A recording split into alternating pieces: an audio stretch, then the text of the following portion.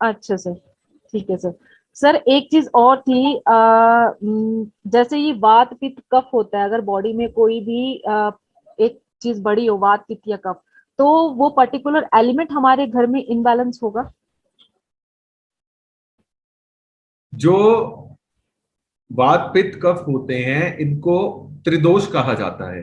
हाँ जी sir.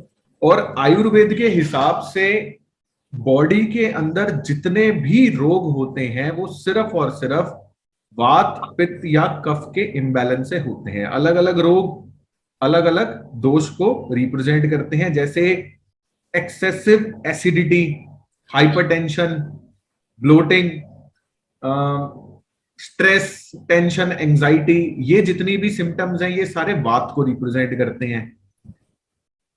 Lack of immunity, नजला, कफ, ये सारे कफ को रिप्रेजेंट करते हैं। Anger issues, hyper acidity, acid attacks, panic attacks, ये सब चीजें पित्त को रिप्रेजेंट करती हैं। एंगर इश्यूज हो गए, ये सब चीजें। ठीक है। वात रिप्रेजेंट करता है एयर को, कफ रिप्रेजेंट करता है वाटर को, और पित्त रिप्रेजेंट करता है फायर को। ठीक है। अगर आपको अपने अंदर चेक करना है कि मेरा कौन सा एलिमेंट जो है वो भरा हुआ है, वात भरा हुआ है, कौन सा दोष मेरी बॉडी में एक्टिव है, वात एक्टिव है, पित्त एक्टिव है या कफ एक्टिव है, तो आप सिंपली बॉयज के लिए राइट हैंड, गर्ल्स के लिए लेफ्ट हैंड, ठीक है, आप अपनी ये 3 उंगलियां, बॉयज राइट हैंड पे, यहां पे, ये 3 उंगली ऐसे टच करके देखो। पहली उंगली वात, दूसरी उंगली पित्त, तीसरी उंगली कफ। वात पित्त कफ। ठीक है। पहली उंगली वात, दूसरी उंगली पित्त और तीसरी उंगली कफ। आप अपने राइट हैंड के, जैसे ये मेरा राइट हैंड ऐसे है, मेरे राइट हैंड के राइट साइड में अगर मैं अपना हाथ ऐसे देख रहा हूं, तो मेरे राइट हैंड के राइट साइड में मैंने यहां पे ये 3 उंगलियां रखनी है, और मेरे को मेरी हार्ट बीट फील होगी। ठीक है, मेरे को मेरी हार्ट बीट फील होगी। अगर पहली उंगली पे हार्ट बीट फील हो रही है तो वात एक्टिव है, वात बढ़ा हुआ है। दूसरी उंगली पे अगर हार्ट बीट फील हो रही है तो पित्त बढ़ा हुआ है। और तीसरी उंगली पे अगर हार्ट बीट फील हो रही है तो कफ बढ़ा हुआ है।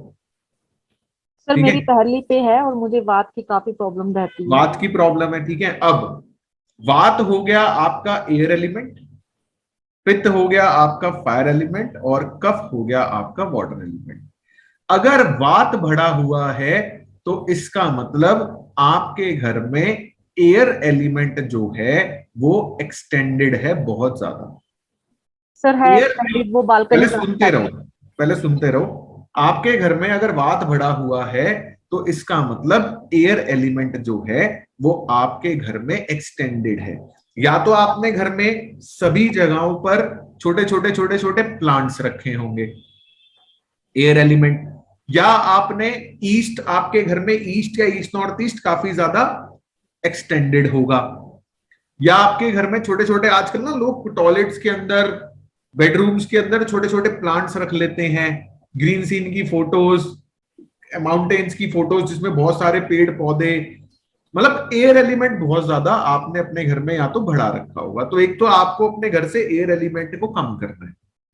एयर एलिमेंट को कम कौन करता है? फायर। एयर एलिमेंट को कम कौन करता है? फायर। तो आप अपने घर में साउथ ईस्ट और साउथ साउथ ईस्ट में अगर कुछ प्लांट्स ऐड कर दोगे, आप अपने घर में साउथ ईस्ट या साउथ साउथ ईस्ट में कुछ प्लांट्स ऐड कर दोगे तो वो फायर जो है वो एयर को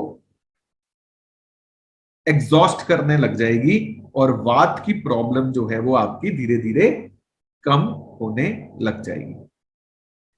ठीक है। अगर पित्त भरा हुआ है, फायर भरी हुई है, तो आपको अपने घर में चेक करना है कि आपके घर के अंदर क्या फायर इम्बैलेंस तो नहीं है, या साउथ ईस्ट या साउथ साउथ ईस्ट या साउथ एक्सटेंडेड तो नहीं है। अगर एक्सटेंडेड है तो आपको अपने घर में इन डायरेक्शंस में येलो कलर को ऐड करना है, क्योंकि अर्थ एलिमेंट जो है वो पित्त को एग्जॉस्ट करती है। और अगर आपके घर में कफ की प्रॉब्लम है तो कफ की प्रॉब्लम के लिए आपको अपने घर में वाटर एलिमेंट को चेक करके उसको आपने कम करना है, सिंपल। ठीक है, तो जैसे आपने अपने अंदर बताया आपको वात की दिक्कत है, तो आप अपने घर में से एयर एलिमेंट को कम कर। हाँ जी मोनिका जी, क्या कह हाँ रहे जी थे? सर, वही जो सर ईस्ट में जो वॉशरूम है, वॉशरूम के अंदर एक्चुअली मनी प्लांट भी पड़ा हुआ है, और सब हटा दो, उसी वॉल को फॉलो करते हुए जो बेडरूम में जो वर्किंग टेबल रखी है वहां पे भी मनी प्लांट है। और सब वो हटा दो, ईस्ट वाली डायरेक्शन में आगे जो बालकनी है, वो बालकनी में भी मनी प्लांट है सर। सब सब हटा दो, और वही बालकनी मेरी जो घर की है वो बाकी सबसे ज्यादा बड़ी है, लंबी है, एक्सटेंड है, बाकी कट है दोनों। सब सब हटा दो। ठीक है सर। और सर एक चीज और मुझे पूछनी थी, जैसे आपने डिले बताया था काफी पत्री के हिसाब से, तो सर डिले में स्पीड लाने के लिए क्या रेमेडी या क्या डोनेट करना पड़ेगा मुझे? मेडिटेशन करो, 12वें घर को एक्टिवेट करना है? 12वें घर की एनर्जी को चैनलाइज करना है। ठीक है सर। एक्टिवेटेड तो ऑलरेडी है वो आपकी हॉरोस्कोप में, इसीलिए डिलेज है लाइफ में। ठीक है सर, मेडिटेशन सर। ठीक है sir, done sir. Done, simple. Sir मेरा एक लास्ट क्वेश्चन था सर, रह गया था। सर सर जैसे पिरामिड और स्वास्तिक दोनों सेम ही काम करते हैं? नहीं, कोई सेम काम नहीं करते। मतलब 108 गुना जो है वो जोन की एनर्जी पिरामिड को। एम्पलीफायर होता है। पिरामिड जो है, पिरामिड की फुल फॉर्म मैंने आपको बताई थी। पिरामिड दो शब्दों से मिलके बना है, पायरा प्लस मिड। पायरा मतलब फायर, मिड मतलब हाउस। पिरामिड होता है हाउस ऑफ फायर, एक आग का गोला। और स्वास्तिक जो सिंबल होता है, स्वास्तिक जो है वो पॉजिटिविटी, मान लो आप पॉजिटिविटी का सिंबल है। स्वास्तिक जो वर्ड है, स्वास्तिक मतलब सेल्फ, अपने आप, ऑटोमेटिकली, अपने आप। स्वास्तिक का मतलब है अपने आप हो जाए, मूवमेंट में आ जाए, अपने आप। ठीक है, तो अब आप किसी भी जोन में जब स्वास्तिक लगाते हो, तो स्वास्तिक उस पर्टिकुलर जोन को एक्टिवेट करने का काम करता है। जैसे मान लो अपॉर्चुनिटीज नहीं आ रही, तो स्वास्तिक लगा दोगे अगर नॉर्थ में, तो नॉर्थ एक्टिवेट हो जाएगा, अपॉर्चुनिटीज आने लग जाएंगी। लेकिन ऑलरेडी जॉब कर रहे हो, ऑलरेडी बिजनेस में हो, क्लाइंट्स डेली आ रहे हैं, उनको बूस्ट करना है, तो पिरामिड लगाओ।